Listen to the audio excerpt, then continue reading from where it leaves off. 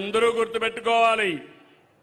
ఈరోజు మీరు చూస్తే శ్రీశైలం మల్లన నుంచి తిరుపతి వెంకన్న వరకు నీళ్లు తీసుకెళ్తాం. శ్రీశైలం నుంచి కళ్యాణి డ్యాముకు నీళ్లు తీసుకొచ్చి 2 దేవాలయాల్ని దేవుళ్ళని అనుసంధానం కూడా చేస్తామని మీ అందరికీ విజ్ఞప్తి చేస్తున్నా.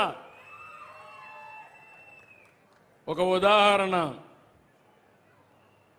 ఈ సంవత్సరమే పాత మన జిల్లా, ఇప్పుడు అన్నమయ్య జిల్లా. ఆ కలెక్టర్ ఒక ప్రయోగం చేశాడు. ఎక్కడికక్కడ నీళ్లన్నీ కూడా సమర్థవంతంగా ఉపయోగించి అక్కడుండి భూగర్భ జలాలు పెంచాడు. చెరువుల్లో నీళ్లు నింపాడు. 8.5 మీటర్లకు భూగర్భ జలాలు పెరిగాయి. నేను ఎప్పుడూ చెప్తున్నాను, భూమిని ఒక జలాశయంగా చేసుకుంటే నీటి ఎద్దడి ఉండదని. ఈ ఎక్స్పెరిమెంట్ చేసిన తర్వాత ఈ సంవత్సరం రాష్ట్రం అంతా కూడా ఎండలు విపరీతంగా ఉన్నాయి.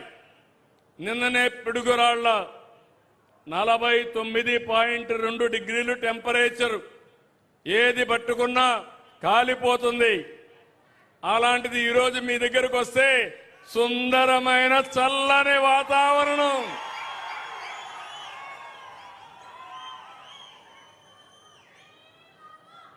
అదే మదనపల్లిలో అక్కడ 49.2 ఉంటే నిన్ననే చూస్తే 40 డిగ్రీల టెంపరేచర్ మదనపల్లి అన్నమయ్య జిల్లాలో.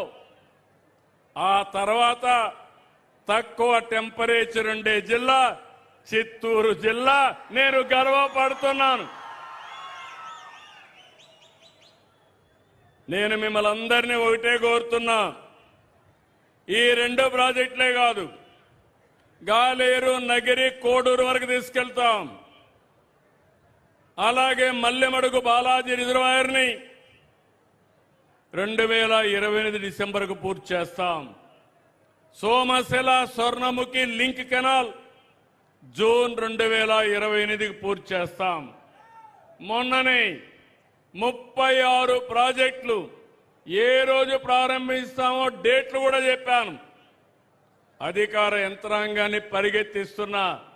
ఇది పూర్తి చేసి తెలుగు తల్లి రుణం తీర్చుకుంటా, తప్పకుండా చేసిన నిజాయితీ నిరూపించుకుంటానని మరొక్కసారి మీ అందరికీ హామీ ఇస్తున్నా. ఈ సంవత్సరం వాతావరణంలో మార్పులు వచ్చాయి. వెల్లినో వచ్చింది. దీనివల్ల వర్షపాతం తగ్గుతుందని అంచనాలు వస్తున్నాయి. మనం కూడా జాగ్రత్తగా ఉండాలి. సంక్షోభాలు వస్తాయి. సంక్షోభాల్ని ఒక అవకాశంగా తీసుకొని, ఒక ఛాలెంజ్గా తీసుకొని మనం కూడా ఏ విధంగా ముందుకు పోవాలన్నా ముందుకు పోతే మన యొక్క బాధలు తగ్గుతాయి. లేదంటే బాధపడిపోయి ఇంట్లో పడుకుంటే సమస్య పరిష్కారం కాదు. మీరందరూ గుర్తుపెట్టుకోవాలి, 23 నెలలు పరిపాలన, 23 లక్షల కోట్ల రూపాయలు పెట్టుబడులు, మా పిల్లలకి 23 లక్షల మందికి ఉద్యోగాలు కల్పించే బాధ్యత ఈ ప్రభుత్వాన్ని. నిన్ననే మీరు చూశారు, Puttaparthi 5th generation fighter jet తయారీకి ఫౌండేషన్ వేశాం. రేపు రాబోయే రోజుల్లో లేటెస్ట్ ఏదైతే ఎక్కడన్నా యుద్ధాలు చేయాలంటే అలాంటి జెట్ విమానాలు మన పుట్టపర్తిలో తయారు కాబోతున్నాయని మరొకసారి విజ్ఞప్తి చేస్తున్నాను. ఇదే కాదు, డిఫెన్స్ హబ్గా తయారు చేస్తాం. నేను యువతకందరి కోరుతున్నా, ఈరోజు నేను తీసుకొచ్చేది మీకోసరం. విశాఖపట్నంలో డేటా సెంటర్ వస్తా ఉంది. ఏఐలో మనం ముందున్నాం. అమరావతి క్వాంటమ్ వస్తుంది. రాయలసీమలో డ్రోన్ స్పేస్ సిటీలు వస్తాయి. ఏరోస్పేస్ సిటీ వస్తుంది. ఎలక్ట్రానిక్ సిటీలు వస్తాయి. ఆటోమొబైల్ హబ్గా తయారవుతుంది. మొన్నే మీరు చూస్తే ఏదైతే ఒకప్పుడు చిన్నప్పుడు నేను బుల్లెట్ ఎక్కేవాడిని, అలాంటి బుల్లెట్ కూడా ఈ జిల్లాలోనే రాయలసీమలో తయారవుతా ఉంది. ఇంకొక పక్క ఈరోజు మీరు చూస్తే అనేక ఆటోమొబైల్ వస్తున్నాయి. ఇది కాకుండా రాయలసీమ స్టీల్ ఫ్యాక్టరీ కూడా పూర్తి చేస్తాం. సిమెంట్ ఫ్యాక్టరీస్ వస్తాయి. రాయలసీమలో ఐరన్ ఓర్ ఉంది, దానికి కూడా సిమెంట్ స్టీల్ ప్లాంట్లు తీసుకొస్తాం. ఇంకో పక్క ఒకప్పుడు రాయలసీమ రతనాల సీమ అనేవాళ్ళు, అలాంటిది మీరు చూస్తే గోల్డ్ మైన్ కూడా నెక్స్ట్ మంత్ మన రాయలసీమలో ప్రారంభిస్తున్నాం, కర్నూలులో ప్రారంభిస్తున్నాం.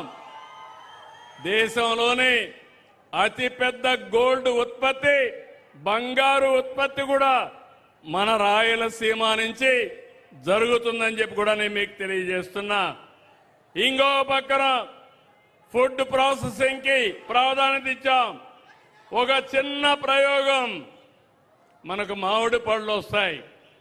ఆ మామిడి పళ్ళన్నీ కూడా మనం అమ్మడానికి రేటు తక్కువ ఉంటే ఫ్రూట్ కవర్ ఒకటి తీసుకొచ్చాం. ఒక్క ఫ్రూట్ కవరు మ్యాంగో ప్రొడక్షన్ లో, మామిడి ఉత్పత్తిలో గేమ్ చేంజర్ గా తయారైంది. పండు ఎక్కడ కూడా దెబ్బతినే పని లేదు. టేబుల్ వెరైటీ వస్తా ఉంది. ప్రపంచ మార్కెట్ కు పంపించే పరిస్థితికి వచ్చాం.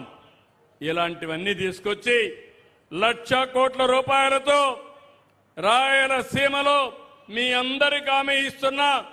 ఇప్పటికి దేశంలో హైయెస్ట్ ప్రొడక్షన్ కి రాయలసీమ హబ్, భవిష్యత్తులో ప్రపంచానికే రాయలసీమ హార్టికల్చర్ హబ్ గా తయారు చేసే బాధ్యత